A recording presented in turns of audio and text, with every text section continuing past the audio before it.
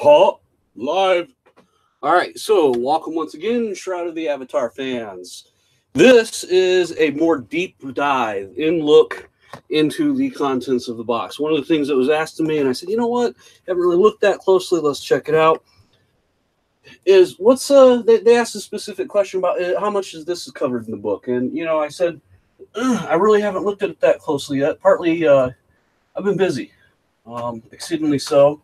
For those who don't know, one of the things I do for living is I vend conventions, Renaissance festivals, and so forth.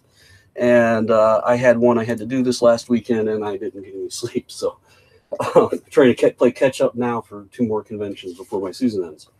So just real quick, let's take a quick look at the contents of this. I'm going to actually bring this camera over a little bit. And here we go. All right. Now, the thing that was asked to me specifically by this person is how much lore of along the land was in here. And I'm just going to kind of do some quick flip throughs. Where you will travel, encounters to expect along the way, discovering your path, discovering your future. Of course, then we got to go, mundane, installing, creating accounts and so forth, offline, online, looking for a group. Very good feature in the game. I'm glad they added. These are all your hotkeys, which would also be on your reference card.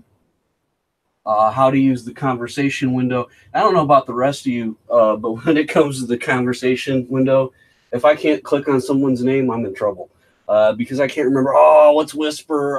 What's this? So this is very helpful. I mean, some of these I know really well. Others I just like, oh, what is it? So, or if you're just drawing a blank. Then you've got mail. Talking about the mail system. Avatar creation, getting around the world, traveling between scenes, interactive modes versus targeting, fast travel, acquiring gear, where to find purchased items and rewards, inventory management, encumbrance. This is one of my more recent Dennis LeBay favorites. He does have a shop on Shapeways. If you're a fan of Dennis LeBay, if you don't know who he is, he did most of the art in this book. I believe maybe all of it. He did a lot of the art for the Ultimas, many of the other games by Origins. Different things, just not games, but the manuals, boxes is what he's primarily known for. And he has a shop on Shapeways where he does sell medallions that are made from the virtues and things like that. So just go to shapeways.com and check out Dennis LeBay.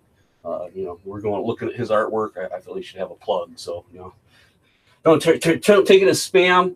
I don't make anything at all. In full disclosure, I don't get a cent when Dennis LeBay sells anything. So I'm not selling for me. I just felt he deserves a shout out for doing the artwork. Getting to know the locals, the Oracle. It goes to talking to the bankers, NPC merchants. Hope I'm getting this focused somewhat, at least some of the time. It's kind of hard for me to tell.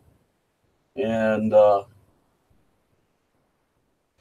haven't had a lot of experience doing this right here. So, companions, quest NPCs, questing, skills and character progression, deck and deck building. So I think you can see here that the manual is very much not combat tips, death and resurrection, sizing up the enemy. This manual here is very much a operation manual, and I'm not going to go through the last few pages. I'll leave a few surprises in there for you. Of course, it does end in the credits, designers and artists and that sort of thing. And it has a nice piece in the back. Okay.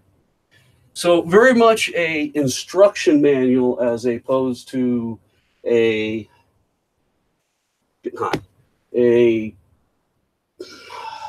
immersive manual, I guess is the word I'm looking for. Okay, then we have our epic origin, a blast from the past. Here's the rear, because that's how you would have picked it up to look at it in a bookstore, most likely. Not everyone. From my earliest days of high school, the friends I've made and the games I've played have helped shape my creative endeavors. Even the persona of Lord British himself evolved from a nickname given to me when I met fellow students from members of the first Dungeons & Dragons group I had the pleasures of gaming with. Inside the pages of this booklet, you can get a glimpse of how it all began. The nickname British became the basis for my own D&D character. The role-playing experiences I enjoyed with that group of friends fed the urge for me to begin writing my own adventure modules like the one you'll find inside. And the creative genius of authors such as J.R.R. Tolkien, L. Frank Baum, and C.S. Lewis inspired me to begin telling tales of my own, such as the story of Mondain. With the wonderful world of computing newly available at my fingertips, creating games was the next logical step. Aided by my business-savvy brother and artistic mom, whose excellent painting adorns the cover of this very book, I started an amazing creative journey that continues to this day. And with the help of hosts of incredibly talented people along the way, some of the earliest ideas you're about to read were transformed into a legacy of games that I will hope will continue well into the future. May you enjoy this humorous, nostalgic glimpse into my glorious, geeky beginnings as a fellow gamer. Sincerely yours, Richard Garriott, a.k.a. Lord British. Okay, so that's kind of his forward, if you will, of the book at the back there. Okay, now let's deep dive into the book. So you got your Dungeons and Dragons sheet over here, and then and I'm not going to go through and read everything. Of course, we talked about this maybe being his version of the book plate is I think what they're aiming for here. And then some of the notes he's made for the module. If you've never made your own module as a GM, a lot of times you think gaming modules, you would think of something along this line, where you're getting some sort of big box and it's got all kinds of things in it. And it's got maps and it's got, accessories that all add into your core game. Or you might even be thinking something more along the lines of, I can't find a great example here at my fingertips, and I don't want to keep you guys waiting, but wait, what do we got here? Yeah, here, yeah, close enough. All right, this is actually Pathfinder Chronicles, Seekers of Secrets, but, sometimes you might think of a module being a book like this, or a thin little pamphlet that will have all kinds of things in it. But when you're a GM, game master, and you're prepping your own modules to play with your fellow players, and you want to know that okay, these are the things that could happen when they go in these rooms. They're more mnemonic cues to build scenes off of, and this is a good example of that. You just have sheets with short little notes that probably would have prompted him then to either make additional things up on the fly, or he had various ideas depending on how things went in his mind that he would then use to go along with his short notes. And so the module he made for himself as a GM and used as a GM is much, much simpler than what you'd think of as when you go out and buy one. Okay, and then he goes into talk about some of the pre-Ultima fiction, such as, and this is in Runic. And then, his notes on the book 1, Tales of the Mondain, and you can go out and research the history on that.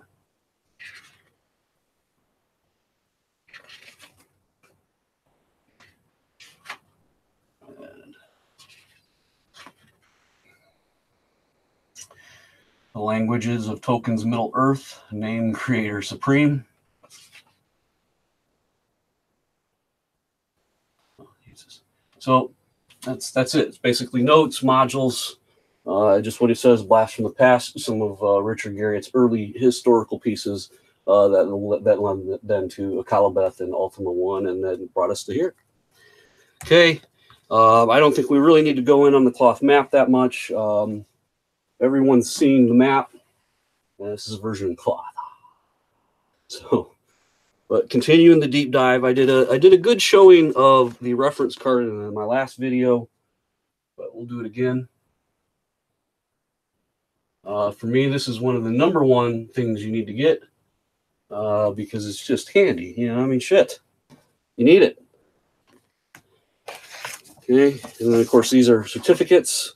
Nothing really to deep dive in on those. And really, if you've seen a disc before, you've seen a disc before. And it just has a note that in addition to the installer that the soundtrack's on here. So that's a deep dive into the box a bit more. I was asked, like I said, someone was kind of curious about what type of lore there was in the book about the wilderness and the environment and, you know, the towns and so forth. And I guess my answer would be to that if I was asked that again. I'm sure they're going to watch this, so you know, they won't ask me, but you know, hypothetically, if someone came up and asked me that, I would say no, not really. It is referenced in here. There is, you know, encounters to explore and where you will travel. There's a little bit to kind of give you an idea that this is a fantasy game, or, you know, with maybe a steampunk element added to it, because, you know, they got like the cataclysm, destruction, power to rip the moon themselves from the sky. There's some great stuff, a little bit of lore opening, but it is focused more on trying to convey the things that you need to know to play the game, to log in, play the game without having to take and go online and pull up that massive hundreds of pages, I don't know how long it is, instruction guide that goes through everything into smallest components. These are the basics I really feel that is going to help you have a good versus bad experience because you don't know what you're doing. Okay, and that's going to end the video. I guess I'll throw one more thing out there just because I see it on the table, so it makes good reference. A Traveler's Guide to Novia. I did not set this up. This has been laying on this table for weeks. If you have watched some of my Echoes from the Caverns weekly videos, this was a showpiece, I don't know, 4 or 5 weeks ago. Literally, I have not removed it from my game table, so it's just pure coincidence. But A Traveler's Guide to Novia is an in-depth traveling experience for the game, and version 2 of this was just released. You can go to the Shroud of the Avatar community forums, and in the community player resources sections on the forums, the post in there was just bumped today, so it should be at the top, indicating version 2 is released, where you can find it, where you can download it. There's a link there to Google. It's in a Google document. And then also you can go to thecaverns.net. That's www.thecaverns.net.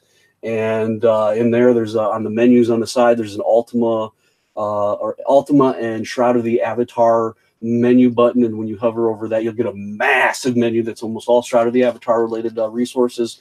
And in the resource link, there's pages, and one of them, you know, says A Traveler's Guide to Novia. So again, not a setup, but simply that's what we were talking about, and it happens to be there by coincidence. So thank you very much, and thank you for watching the video. Sorry, I did nothing with my hair prior to this. So yep, here we